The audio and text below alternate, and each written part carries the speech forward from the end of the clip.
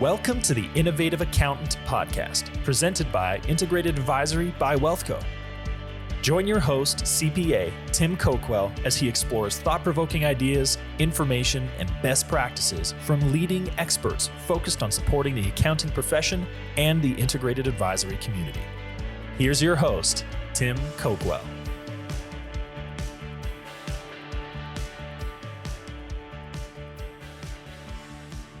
Welcome back to the Innovative Accountant Podcast. I'm your host, Tim Coquell, and we have a great episode today for you. We're going to have the Flames and the Battle of Alberta, and we've got our great guest, Laurel Sim, with us today, who's sporting, guess what, an Oilers jersey. You're welcome. I know for our Flame fans that are already going to be listening to this, you might have started to tune out, but I can assure you that even though Laurel's taste in hockey teams is maybe fantastic. In question, her knowledge in this space and what we're going to talk about today is spot on. And so it's my pleasure to have you on the show, Laurel. Welcome. Thank you so much, Tim. I'm excited to be here for sure. Yeah. So today the theme we're gonna talk a lot about corporate advisory work. A lot of accounting firms, are moving down that path. They either have established corporate advisory practices, or they're looking to expand in their business and providing more service in that space to their clients. And Laurel, you've had some amazing experience in that regard, and we'll talk a little bit about how you've had success in that space through the company, and you're involved in Taleo. So we'll talk about those complex needs today. We'll talk about the tools, the tips, and some of the resources that you help business owners so they can achieve their missions. And so, we're going to have a great conversation today, but I'm going to start off firstly with, where your passion, you're obviously into sports. We chatted about that before the podcast. Where did your passion for hockey and the Oilers come from, being a Calgarian, living here in Calgary? Well, I'm actually an Albertan first, Tim, because I grew up on a farm in central Alberta, and the closest city to me was Edmonton. Okay. And so I got to experience and witness the greatness of Wayne Gretzky, and never lost that passion for what he contributed, not only to the sport, but to the city, and how sport actually does bring a community alive. And we're feeling it right now, which is brilliant, because that's what great teams really do. They create great energy. Yeah, I got to experience that, but on the other side, as a guy from High River that cheered for the Flames close to Calgary and lost to the Oilers many times. Yeah, you're welcome again. I experienced it a little bit differently. So if I'm a little hard on you today, that's probably where it's coming from. But yeah, so much fun, right? It's, we're sitting here in May in 2022. By the time this podcast comes out, the series may be wrapped up. And so on that note, Laurel, what I thought we should start this off with today is a little bit of a wager. Oh, so, I do like to gamble. Do you? Okay, perfect. So what I'd like to suggest is that we both sort of pick what we think the team's going to do. So I'm going to go with the Flames are going to beat the Oilers in 6 or less. What do you think is going to happen? I actually think it's going to be a really fantastic series, and they're going to go all 7. And I think that the first game, which is this evening, it's going to be a low scoring game. I think there's going to be a lot of, initial roughness, especially because I think that's what the Flames bring to the table. And I think you're going to catch us off our toes a little bit, but then we're going to come back around and clobber you with kindness, if you will. and lots of Connor McDavid. A lot of the McD, 100%. Yeah. Well, it's going to be fun. So here's the deal. You're picking the Oilers in 7? Yeah, that's correct. Okay, I got Flames in 6, and here's the wager I'm proposing. Whoever kind of wins that or is closest to that has to take the other one. That the loser has to take the other one out for lunch and wear the other one's jersey. Oh, okay. Deal. You heard it right here. It's like, oh, damn. All right. You're in? I'm in. Okay. I'm in. Let's do this. I gotcha. Perfect. Anyways, it'll be my treat actually to take you out for lunch after having you as a guest on the show here today. I appreciate you joining us. love your passion. It's going to be a lot of fun. 31 years since that's happened, and everybody's going to be vibrating with energy here in the next few weeks. So beyond that, let's shift gears a little bit, Laura. I want to talk about where your passion came from to work with business owners and the great consulting work you do. Before I do that, I thought I'd just share with the audience a bit of your background so they know the amazing career that you've had. So obviously, your designations, your education's all there, as a certified management consultant, CMC, and then a PMP on the project management side through Project Management Institute. Lots of experience and training there. Obviously worked with many companies. We're going to talk about Taleo in a little bit here. You're the partner there. You've been with them since 2010, as I understand. Yes. Yeah. So obviously, well over a decade and doing some great work there. And really, you've had 25 years plus of experience across. I was really fascinated to hear just pretty much every industry other than maybe shipping and pharmaceuticals, which is a lot, so having that level of experience, is very powerful. Your focus, as I understand, focusing on helping companies increase their business efficiency while using kind of innovative ideas to make strategy a reality. You've got a proven track record of exceeding business objectives and expectations while bringing a focus on innovation. Your passion for quality has become a pillar of Taleo's identity, and you're a big driver behind how they engage with both clients and consultants. And that shows up in obviously how well your company's done, the team that you've built. You've got so many areas of specialty, Laurel, that too many to sort of mention here today, but we're going to jump into some of that as we go through.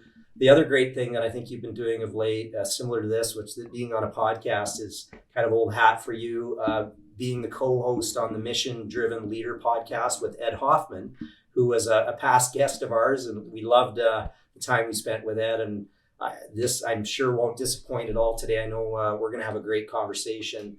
So lots of really cool things there, and then volunteering a great deal of your time with education. You do a ton of speaking engagements, mentorships, workshops, which obviously has been a little bit challenging with COVID of late for anybody that's doing a lot of that work. But yeah, and then beyond that, a family farm, sports. You got a dog named Goose. Is that right? I do. Yes. That's making me think that's from the 80s. Is that like the Top Gun movie, or how did Goose come about? It's going to be really embarrassing, but my niece asked me what my favorite cocktail was, and I said Grey Goose. Oh. So it's kind of embarrassing. So she's like, well, I think you should name your dog Goose. And so I let everybody think that it's, Maverick and Goose, but really it's not. It's just a Friday night. It's just a Friday afternoon. Oh, that's good. I love it. Anyways, it's we're very pleased to have you on the podcast, Laura. Thank you for joining us. I'll come back to that. So lots of experience. Where did that sort of start for you? What kind of drove you into that corporate space? Well, I actually believe that it comes from a farming background because as a farmer, you have to be a true entrepreneur, and you have to wear a lot of different hats in order to solve the problems in the moment. And it could be a mechanic, it could be a vet. So you're constantly evolving in your capabilities and your learnings. And so I was never truly satisfied in just living in one area of an organization, which made consulting an automatic yes for me. It challenges me. I love the change. I love constantly learning. So I, it's funny how you never wanted to be a farmer, but the reason you're successful now is from those farming roots. For sure. Yeah. Lots of great values, great work ethic. Is the family farm still going? It is, today, yes. Are you still involved in it? Yeah, absolutely. My brothers and my husband run the farm. That's fantastic. Yeah. Yeah. Well, that obviously, you learn so much going through that as a true entrepreneur. You don't get much more entrepreneurial than being a farmer. Your career, I worked with KPMG a number of years back. I think we just missed each other when we were chatting. I believe I left there around 2003, and you joined KPMG in about 2004, didn't you? That's right. Yes. Yeah.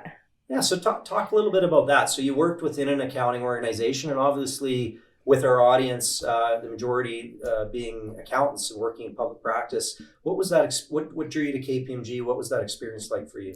Yeah, so I had started my career in IT and was moving, doing a lot more project management activities, and I was living in Edmonton at the time. Go Oilers! And when I moved to Calgary for my husband's job transfer, a colleague of mine that was a partner in KPMG said, "We'd really like to have a conversation with you." And I always distilled KPMG and PwC as like true accounting firms with, a little sleeve of this and that and the other thing. And so when he said that they were re-evolving the advisory practice and really changing the focus of what it would provide, I was really intrigued because it was about helping businesses evolve and mature and do the right things at the right time. And that's really what gets me up in the morning. And so I said yes. And I'm so appreciative of that, because what it allowed me was to better identify the need for certain control mechanisms when you're in organizations, to really address risk as an enterprise focus versus initiative by initiative. And most importantly, it allowed me to see a lot of country, because they just would move you around from place to place, which was really great.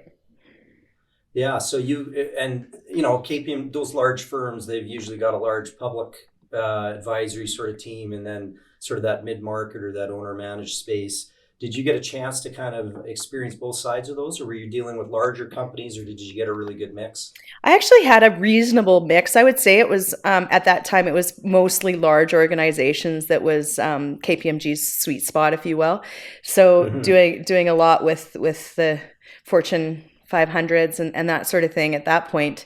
And so I enjoyed that, but that's part of the reason why I left, because we could only advise, we couldn't then implement, because that just wasn't part of their structure.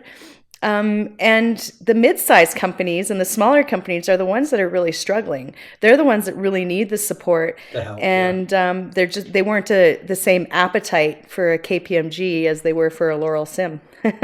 Right. I see. And by see, I mean see. There's going to be a bit of that today. We know that's happening. Anyways, so KPMG, obviously a good foundational piece there. You've had many, your resume's got some amazing experience on it, worked with many different companies since then, and we'll kind of get to Taleo in a moment, but talk about some of the roles that you played and kind of how your career's evolved to the place you are today, and, going from the advisory side with KPMG, what's that look like? Yeah, I started off, when I was at KPMG, I was more of a management consultant, and we would come in and we'd provide advice, but we would never implement on it, as I mentioned, and rightly so. That's the way they were structured. But I felt like we were giving them the present, but then when we weren't letting them unwrap the package to then use it.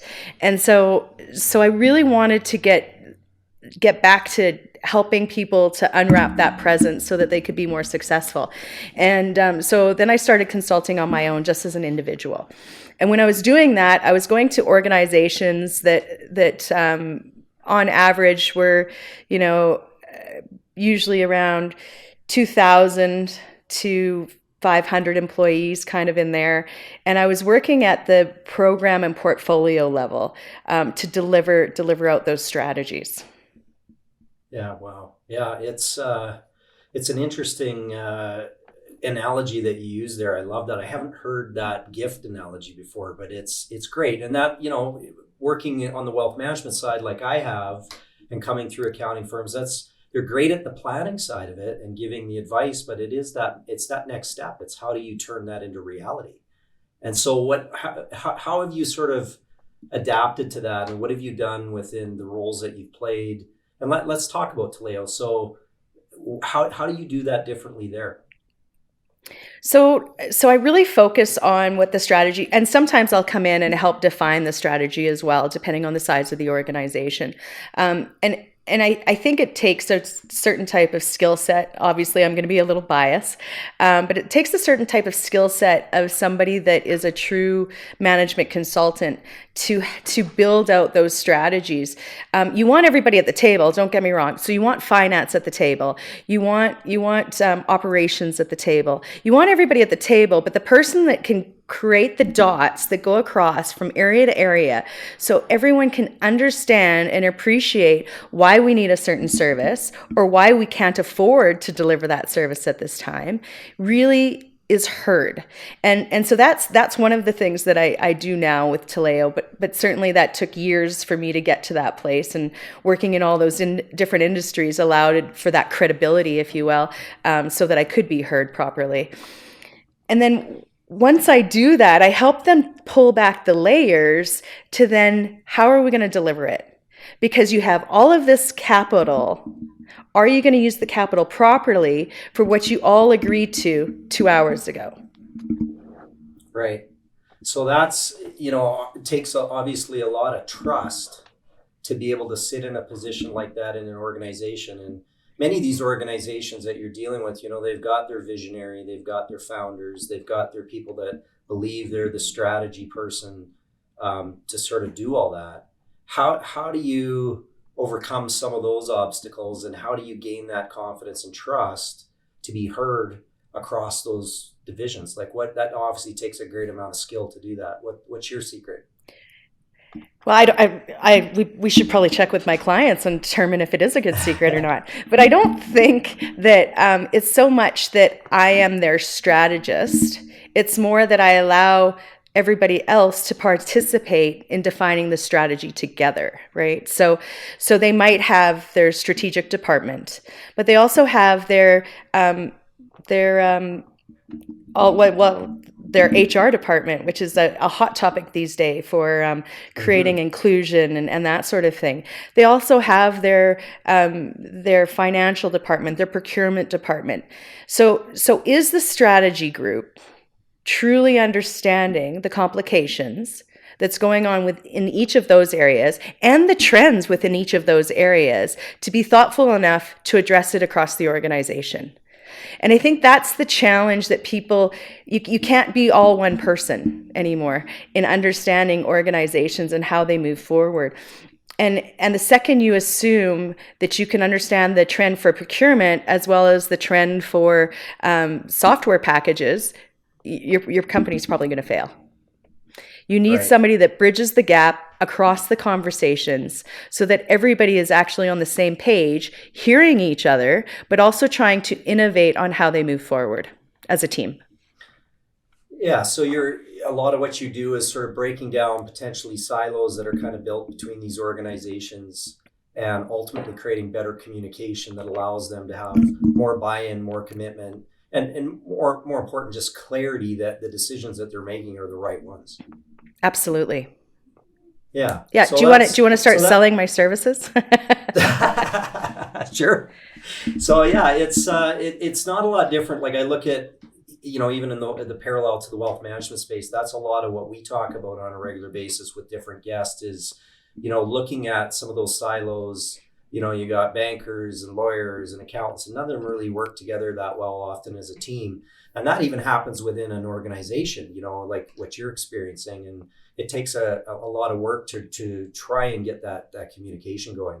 So kudos to you for making that happen. Let's talk a little bit about your team at Taleo. You guys have been around since 2010. Share a little bit about that growth story and who you're working with these days. Yeah, when I came on to Taleo, I think we had 5 people working out at the clients with us. And then just as COVID was hitting, we were up to 125 people. And we went down to about 75 in the midst of COVID. And we were able to get back up to 89 people again.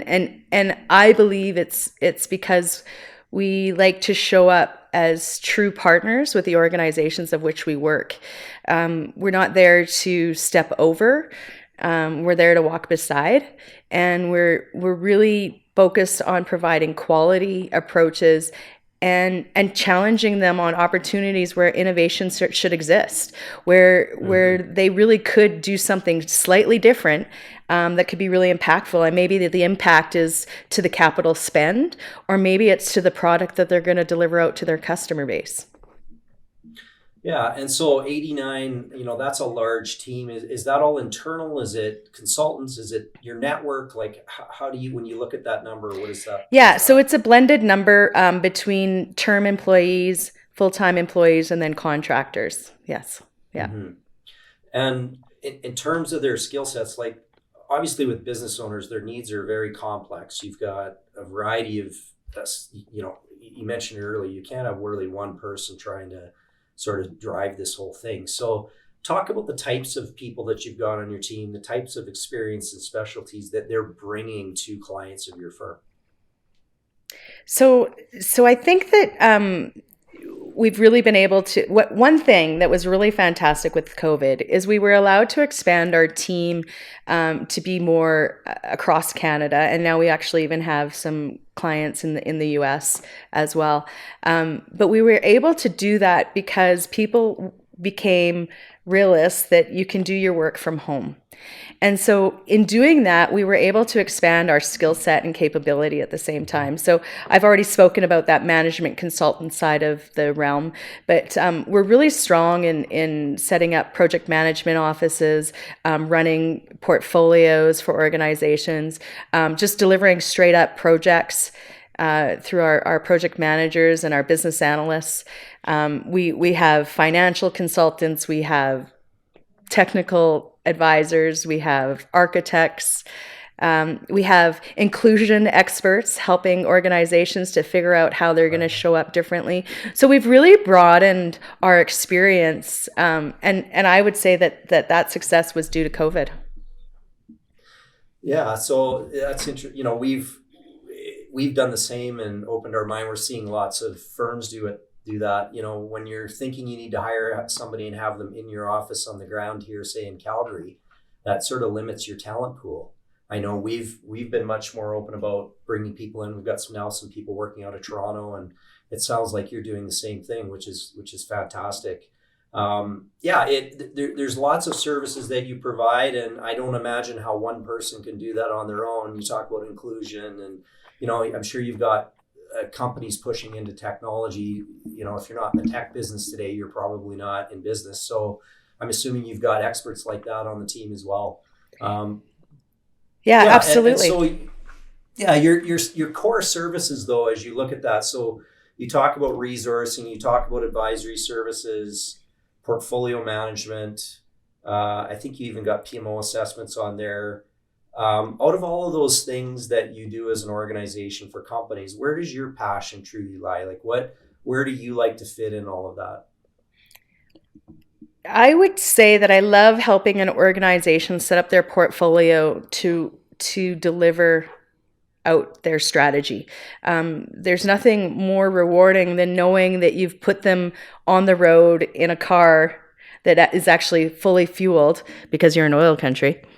That is fully fueled to get them to their destination, right? Like there's nothing more powerful to me to get me up in the morning than knowing that that's what I'm doing for the day.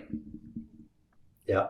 And so let's talk a little bit about that. So we talk about, when I hear portfolio management, being a portfolio manager, I think about people's money, how we manage that. In the corporate context, how do you personally define that? What does that mean as you're looking at your clients and your businesses? Yeah, so portfolio management is no different than what you're doing. An organization has decided on a strategy, whether they've been really detailed and thoughtful about it, or they've got this pie in the sky idea and they don't know how they're going to get there. They still have a strategy. What I do, or what portfolio management does, is it takes that strategy and turns it into reality. They take the capital money, this bucket of money, just like you do. I'll give you some money later.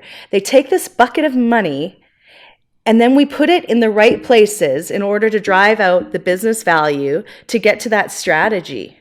And the best part of, if you have a high functioning portfolio, is that you are able to identify the reward immediately, the ROI on everything early. You know why you're making the decisions you're making. You know how to prioritize things because you've defined what the priority for the organization is. So we know why we need to spend that capital dollar in the spots we need to spend it. And that's what portfolio management really is. It's not some big complex thing. It's actually really straightforward. Yeah, no, thank you for that clarity. And it's, the accounts listening, they're going to love that. When you hear ROI and you think of math, that's really what they like. But it's important to sort of look at that in the context of the organization. There are always competing objectives. And it sounds like really what you're doing is you're bringing accountability to ultimately where the money should be invested. Is that a fair statement? Yeah, that's exactly what we're doing. We're forcing the leadership teams to prioritize and create priorities with sound numbers that are tangible for them to then make good decisions, because the worst thing you can do to a portfolio is not give priority, and then it flounders. It just goes in circle. It's like that duck with one wing. It just circles and circles and never gets out of that circle. And that's the one thing that you can really cause an organization to fail epically at delivering out their strategy, is by not prioritizing what really needs to get done. So let's expound. How does that break down the complexity then of these things? What, for a company to deliver its products and services, maybe you can give an example of a situation you dealt with lately where maybe they're going down this path, and based on discussions, you're able to sort of get them to reprioritize or look at that capital and that funding differently. Yeah, absolutely. I mean, I've got lots of really fantastic examples, but most certainly and this one organization that I just finished helping recently, they had to put in all of their business cases for a 5-year period to a government body, and to then figure out how they were going to move it forward. Well, they had to break it down and figure out, we only have this much money to present to this body, but we have all of this work to do. How are we going to do it? And we actually had to really get them zoned in on what is the risk of not doing it. And that's where risk conversation is the most palatable discussion you can possibly have with your leadership, is the risk of not doing something. Is that shutting our business down? Is that changing how our reputation within the community or our client base? Those are the kind of conversations that you need to have with executive leaders in order to get to where you need to go. And we were able to get there. It was our first take at it, and so we're coming back at it this year to do another round. But they figured out where they missed the mark on, and now they've matured, if you will, in how they evaluate these things and are ready to give her again, just like the Oilers. Yeah, well, that's good. So the future of project portfolio management, let's talk a little bit about that. So, you've been in this business a long time. You're helping clients with that. How do you see that evolving with firms? Like, it's not a phrase I've been that familiar with in the corporate context. Where do accountants fit in that world? What's that future sort of look like in that? Yeah. Gardner actually did a really great article a couple of years ago on the future of portfolio management and how it's going to evolve or not evolve if you don't want to show up for it. It's such big business out there for how you develop a strong, reliant portfolio, because we want reliant portfolios, because that means we know that we're making good decisions and we're getting the business benefit out of the capital spend of which we're doing. And that's so critically important. But the challenge, and the biggest challenge, Tim, that we need to see for the future of portfolio management, is that the agility has to exist. As we saw with COVID, as we see with these up and coming companies that pop up out of nowhere, you have to have agility in your decision making, because things are constantly coming in at you. And if you don't have a portfolio group that is able to make decisions quickly, that are concise and align with the strategy as it adjusts in the moment, your organization's probably going to become obsolete.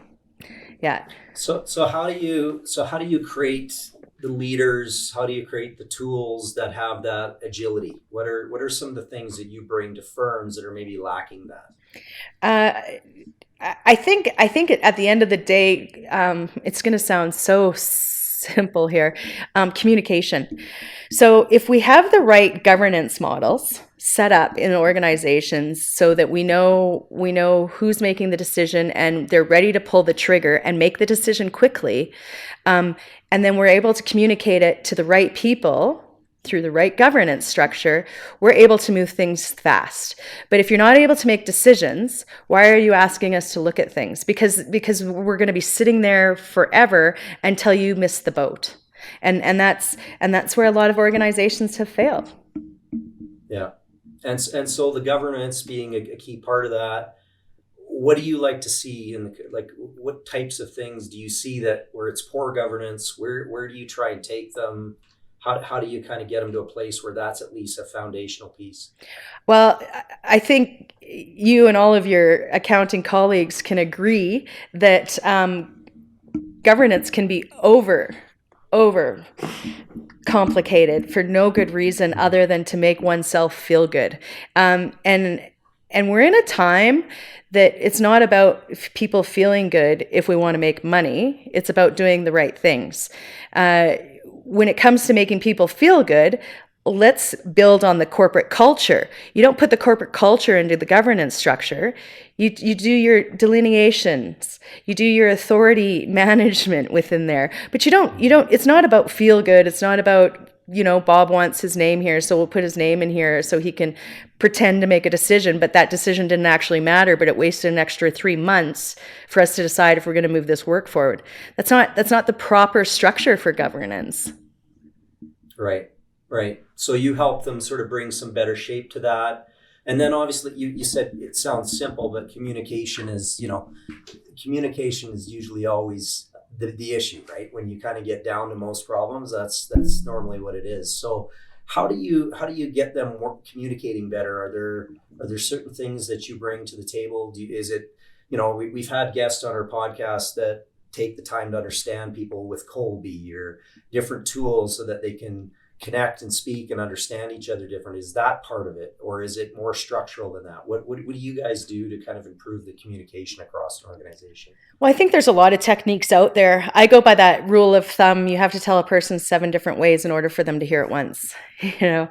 And I've lived by that. So I make sure that we have the right structure where everybody's in the room that is at the leadership level that has to make the decision. We can't have silo conversations. We can't have coffee shop conversations. We have to make the decision in the room. And then we communicate that decision out. And the way we can, and we have to be transparent in that communication unless there's a consideration for security for some reason. But we have to be as transparent as possible with everybody. And the second you start to do it on a consistent manner, because consistency is just as important as the words that a person is reading. And that the second that we read it, we see action, that means it's believable, right? So you have to all show up for the decision. You have to make that decision transparent. You have to be consistent in the delivery of that information. And then you have to action the communication out.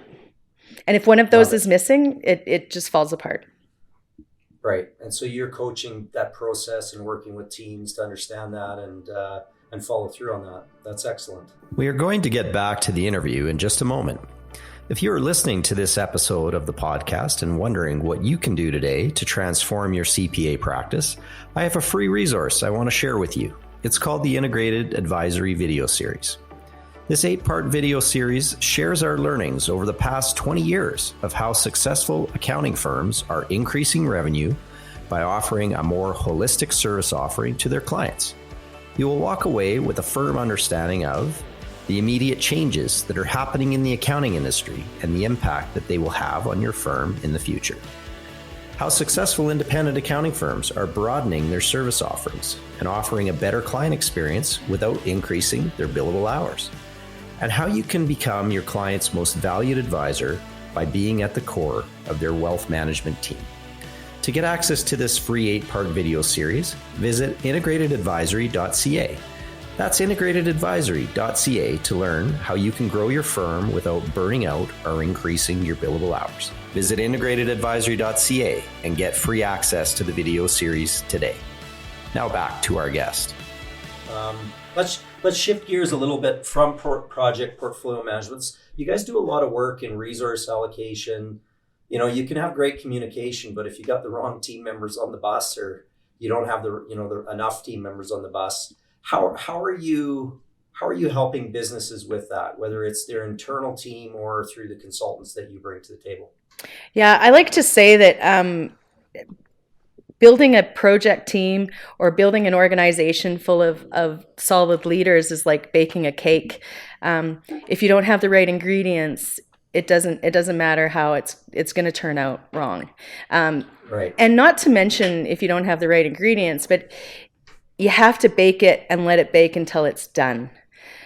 So I'll come back to that thought in a moment. But so we really do have a lot of conversations, and we ask for clarification on a regular basis versus saying, oh, they need a business analyst, let's give them a business analyst. No, we break it down and really understand what is it that you're trying to achieve, because that to me doesn't sound like a business analyst.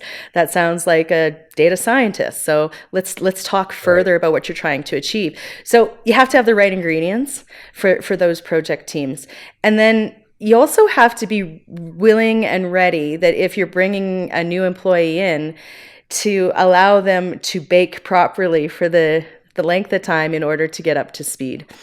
And too often people assume that because you're an expert in the field, we dropped in the data scientists, that why aren't they ready and rocking and solving these problems for us today? They are human, they are competent, but they are still human. And you have to allow for that little bit of time, give them a little bit of grace. Doesn't have to be a lot because they are very skilled. But that gets forgotten. And I'd like to believe that we bring that to the table as well as that reminder. And we also coach our teams on it, that when you're going into a new place, these are the things that you should always prepare for in order to be successful. Yeah, it's, just because their resume says they're qualified doesn't mean that, they're going to be up and running right out of the gate, as you say. They need some time and some support. And then the culture is a big part of that as well. COVID's been really interesting with that, right? You've got businesses that maybe have great teams, but then they went remote. Are they communicating effectively? Are they doing all the things that still make sense? And so what's your experience been like with that, with the clients? Have you found most of your clients were agile, using your word, to adapt to that? Or what kind of companies did you see were actually successful in responding to that? I think technically, most everybody that we were working with were really agile in allowing for working from home with their systems and adapting to that in a very fast fashion. Where I think people were struggling, and you heard it on a regular basis, whether they told you the words or not, you could see it on their face or in their emotions, was that people were struggling with how to stay connected with their teams. They were struggling with how looking through a screen, I understand that Susie's really pissed off with me. So I think that was a real struggle for probably a year and a half.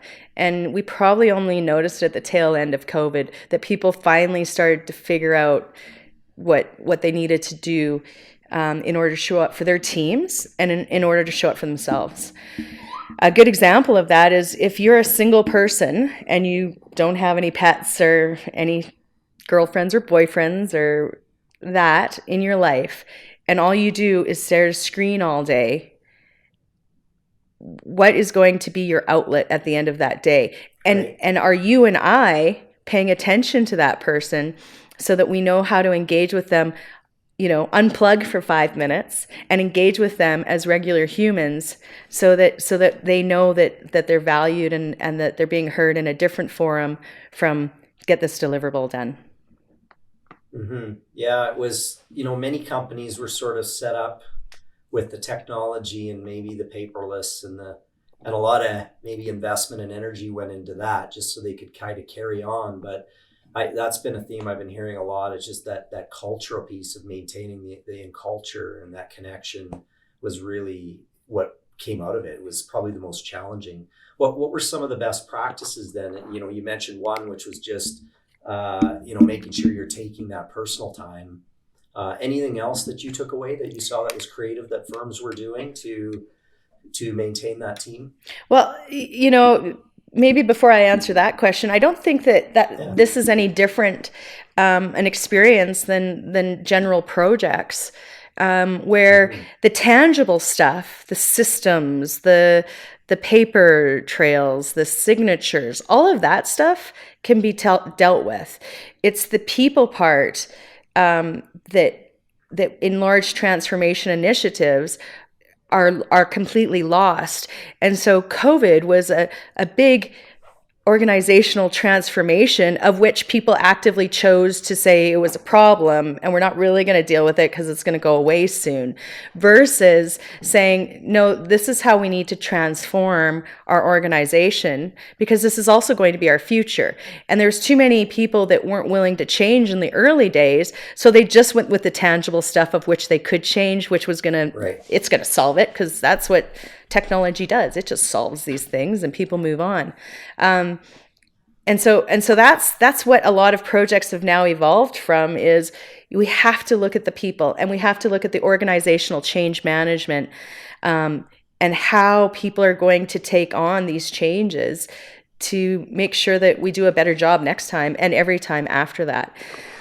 And I think that there's a lot of new scenarios that to answer the question you had originally asked, is a lot of people use persona work. So they would, WestJet's a client of ours and they're great at this. So they'll do the persona of their customer, and then they'll say, we're implementing this change.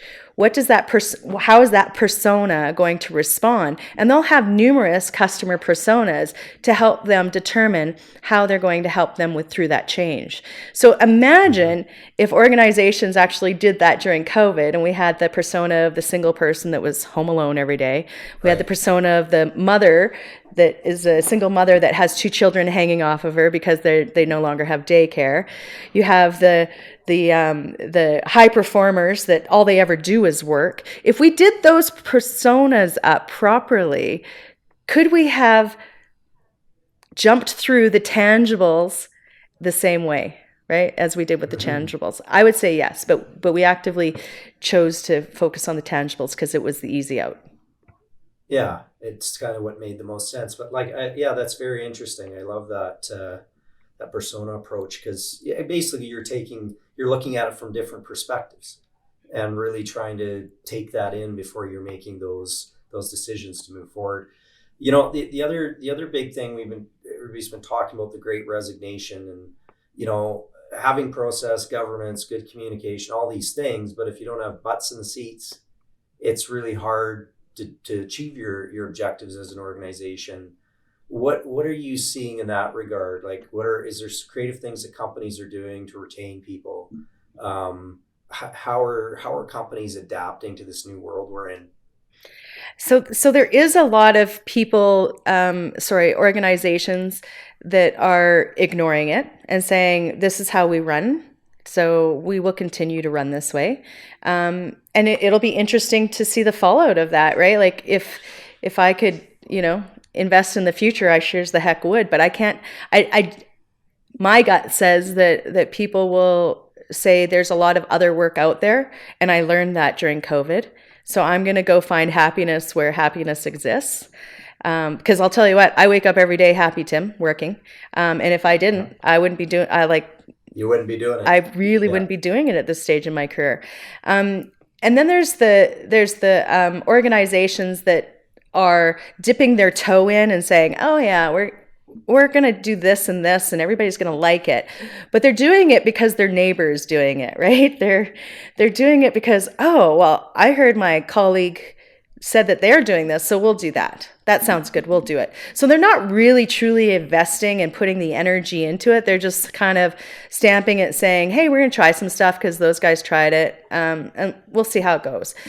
And then you've got the ones that are all in. And those ones that are all in are the ones that are like really concerned about the future of how they work, the future of how they deliver, and the future of their customer experience. The ones that really care about that customer experience, they're the ones that are really diving in and saying, we need to fundamentally change how our team operates, because that's how our customer experiences us. Yeah, very interesting. You'd mentioned something earlier in your comments there about not working, enjoying what you do. And Ed, in the podcast I did with Ed, it's very much the same thing. Great leaders look at things that way. I think his comment was, if you don't know why you're there and you don't know what your purpose is, it's kind of what's the point, right? So, making sure that people in the organization understand what their role is, why they're there. And then obviously you're working hard to make that culture fit. Let's shift gears a little bit again. I want to talk about back to the accountants, the practices that you've seen for those firms that are out there that are considering expanding more into corporate advisory space and providing more consulting types of services. What would you tell them? What are the learnings that you've had in operating in that? Is that a doable thing? What does that have to look like? Well, as an owner of a consulting firm myself, I take this from the growing up on the farm again, which is, don't assume that you can be the expert in all areas because you're really strong in one, right? So, if you're really fantastic at providing accounting, finance, tax services to an organization, maybe you just partner with another organization that's really fantastic at the management consulting and advisory services. Because if you try to expand too much of your business in one area, your bread and butter will stop rising. And so that's how I would caution, kind of looking at how you expand your business model. Maybe partnering is the easiest route, and it can be seamless in doing those partnerships. I have, Taleo has like a number of different partnerships, including partners just like us that would normally be our competition. But like a good farmer, everybody's friends, and we do it better when we do it together. So I'm all for making sure you have good strategic partners that show up with your kind of intention and your values and that sort of thing. But the other thing is, if you're bound and determined to do it yourself, which is also fantastic, I would recommend that you keep it simple. So the best part of really great consulting advisory services is showing up and allowing that organization to just think a little bit differently, but look at things very simplistically. And I'll use John Deere as an example. They did an absolutely brilliant transformation. You and I might know them as a tractor company, but they've actually completely evolved their practice, and they're now a data company that provides tractor services. Okay, so they're a data company that provides tractor services. And so they've got these tractors out there, but tractors last a long time.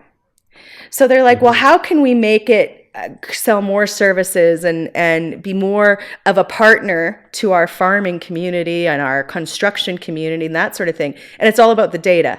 The more data you can give a farmer, the more they're going to want to buy your products, and the more you can figure out how to better your products at the same time. And when they did this, Tim, I think it was about 3 years ago. COVID kind of tricks me on my timelines now. But they did this about 3 years ago, and it was absolutely amazing, that transformation. And but it's a perfect example of, why are we overcomplicating things when we just want people to think a little differently? Yeah. No, very good. Everybody, the data world is changing every business, and some companies are getting it and others are still focused on other things. But yeah, I love that concept of relationships and partnerships. I think that's sometimes what gets in the way, is people think that if they're not doing it themselves, that the value is being sort of credited to other organizations. But in fact, bringing in a great partner or a great consultant or a great contractor really elevates you as an accountant, as an advisor in that client's eyes, because you made it happen. You don't always have to make it, but you can make it happen, right? And that's very cool. And I think it sounds like that's been really the key to your success in building the organization that you have, is you haven't always looked at it as, well, we need to hire this talent in-house. You've been more open-minded about accessing talent in different ways. Is that, if I bring it back to that, is that probably one of the keys to your success in Taleo? I would say that's what caused us to grow the way we were able to grow, in the last little while, 100%, because organic growth is lovely, but collective growth is powerful, right? Yeah. Mm-hmm. Yeah. Yeah. Well, that's fantastic. Switching gears again, I every guest that I have on our podcast, I'm always, it's an old strategic coach habit of mine. I always got a lot of value out of successful people and the books that they're reading. Thought I'd just ask you that. What have you read lately? I can't see you right now. So yeah, like it's funny. I'm a strong prescriber to, I'll only read a book if it's adding me true value. And if I start a book off and it's like, I've read this line 100 times, I like put it down and I, put it on the market, like those little library boxes in the neighborhood, and I throw it in there and hope somebody will grab it because I'm not interested. So I am quite critical about books. And of course, my colleague Ed, he has the Smart Mission coming out in August. Mm-hmm. So I'm very keen to read his book because I just think he's a fantastic human. He's great.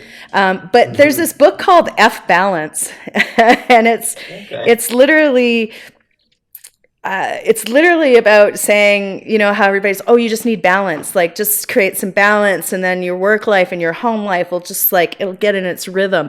And this is that's crap. Like, that is fundamentally crap. You can't have balance on all the time, and so you're letting yourself down by thinking you can, and so be okay with it, right? And I'm reading this, eating every ounce of it, because I constantly say, "Well, I need more balance in this," and I'm reading this, and it's nobody has that. And if they say they have it, they're bloody well lying to you. So I loved the honesty of it. I loved the intention of it. I'm thank you. Yes. Yeah, that's wonderful. I'm definitely going to read that. We had a past podcast guest, Alison Mahar, and she was obviously well known in the family office space in Alberta. And I remember asking her that very question. I was because she's so busy, she's got so many things going on. And I said, how do you keep your balance? And that's exactly, she's kind of what are you talking about? Yeah. It's I put my energy into what I'm working on at the time. And then when it changes, I'm going to put the same level of passion into other things. So it's exactly that concept. And I love that. So thank you for sharing that. I'll make sure I take a read, and hopefully our audience will as well. Let's talk about your podcast. So, resources to our audience. You've got a mission-driven leader podcast that you're co-hosting with Ed. Talk a little bit about how you got started on that, where that came from, and how you're kind of changing the world with that podcast. Well, in order for me to say how we got started, I probably have to figure out how I was introduced to Ed. He was a moderator at a conference. It was a number of years ago on female leadership, and I was one of the panelists, and it was down in Philadelphia. And at the end, we got a standing ovation, mostly because I said exactly what I thought about females out in the world at the time, and it was such a real, authentic conversation at the end of it. It's I think we need to stay friends. Is that okay with you? And I'm yeah, that's fantastic. So we stayed colleagues, and I mean, for someone with the experience and the pure brain power as to Ed Hoffman, NASA, and a professor at Columbia University, it was my honor for him to want to stay connected to me. And so this fall we were having a chat, and he was telling me about his book. He's like, well, I'm a pretty humble guy. I don't like, I'm excited about the book, but I'm worried about promoting it. I'm like, oh, well, you should just do a podcast. That's what you should do. And you should do a chapter a month and just talk about it. And I think that'll be awesome. And then all of a sudden January hit and we were doing a podcast together. So, very cool. I think mostly it's that we're like-minded people, that we have different views of things, but we truly respect the voice on the other end, and we want to hear what the other thinks about things, so that we can determine how we show up a little bit differently, which is really what my perspective on the podcast is. Ed's got a PhD, but I've got a PhD in show up. So that's kind of our go-to with each other. Yeah. Yeah. Phenomenal. And so you've been at that for a little bit now. What's the theme of the podcast? Walk through that for our audience a little bit, just so they can go check it out. Yeah, it's actually about looking at things with a different perspective. So our guests are like all over the map. We had a director, a film director out of Scotland. We had a hockey player out of Germany. We had the past chief officer of World Bank. We had a TSN broadcaster. Like we're all over the map on the types of people that we're bringing in for the conversations, and the talks are so fruitful, because people don't realize that what's happening to them is happening to everybody, and how they're swimming through it or not swimming through it, drowning in it, is exactly what people need to hear today. Yeah. Yeah, very much universal, no matter who you're talking to, right? And if you're bringing in, innovators or great leaders, you're always going to learn something, just like we have today with you, Laurel. So yeah, that's fantastic with the podcast. I'm checking in. I've watched a couple episodes, and great job for you and Ed. I think that's wonderful information that you're sharing with the world. Outside of that, other resources that you would suggest for people, and again, going back to our audience, we've got an audience of accountants here for the most part. If they're looking at learning more about what you do, about corporate advisory and those types of services, where can you point them? What's the best way to do that? Well, if it's specifically about me, then it would be TaleoConnects.com. Hint, hint. But to be completely honest, at the end of the day, people get confused about what advisory services does. And it is, I know I keep saying it's simple, but it really is simple. We're here to listen and help you form your thoughts to build some really great experiences and provide some good direction. And also to hold you a little bit accountable to your behaviors. And to make sure that what you're saying can then turn into reality. So allowing your team to follow what your vision is in order to deliver the results. And that's what advisory services does, right? Like it is really that simple.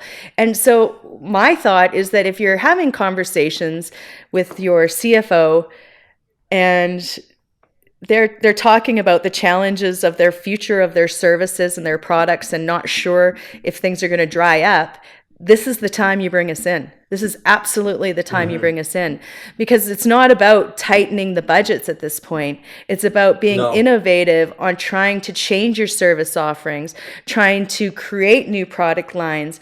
That's it right now. And you're seeing so much of that with the different rainmaker organizations that are out there, just trying to keep that innovative energy alive and well. And the big corporate organizations, their wheels aren't easy to change, but those companies that are, 50 people, 500 people, those are the ones that need these services right now. And they can't afford a KPMG. Sure. They simply can't. Right. No, that's wonderful. I love how you've simplified that for everybody. And so thank you so much for your time today. If the audience does want to reach out to you, Laurel, what's the best way they can do that? So obviously at our website at TaleoConnects.com, you can reach out to me there. I'm on LinkedIn as Laurel Sim. It doesn't have an Oilers jersey on there, but it should. So either of those ways, I'm more than happy to connect, and I look forward to any kind of conversation, whether it's partnerships or just straight up curiosity. Yeah. Well, thank you so much. I would highly encourage any listeners today to reach out to Laura. Great experience, great company, great resources that they can bring. Whether you're a business owner that's just tuned into this today, I highly encourage you to connect with them. Or if you're an accounting firm and you're looking to expand into the corporate advisory space, learn a little bit more about that, they'd be a great strategic partner for you to learn from and deliver some great client experiences. So thank you so much again, Laurel, for your time. It's been my real pleasure chatting with you here today. I'm going to look forward to that lunch that we're going to have. And I know you'll look great in blue. You'll look great in blue. Well, I was just thinking that, we're sitting here, and I don't know if you can see this, but I've got the Saddle Dome behind me today, the Sea of Red, the red lot is going to be in full force here this evening. It's very beautiful. So. It's very beautiful. Yeah. Anyways, I'm sure we'll connect here in the next week or so over these games. And once again, thank you so much for your time today, Laurel. Wish you all the best with your company. And on that note, that ends this edition of the Innovative Accountant Podcast. Thank you for joining us. I hope you enjoyed your time with us. Thank you for listening to this episode of the Innovative Accountant Podcast. We hope you enjoyed the show and even learned something new. If you're interested in elevating your firm and transforming your client experience to create sustainable firm growth, get in touch with us by visiting integratedadvisory.ca to set up your free call with one of our integrated advisory experts. Visit integratedadvisory.ca today to set up your free call with an integrated advisory expert. Be sure to subscribe to the Innovative Accountant Podcast so you never miss an episode. Thanks for listening, and be sure to tune in for the next episode of the Innovative Accountant Podcast. Production of the podcast is by At Heart Creative and can be found online at heartcreative.com.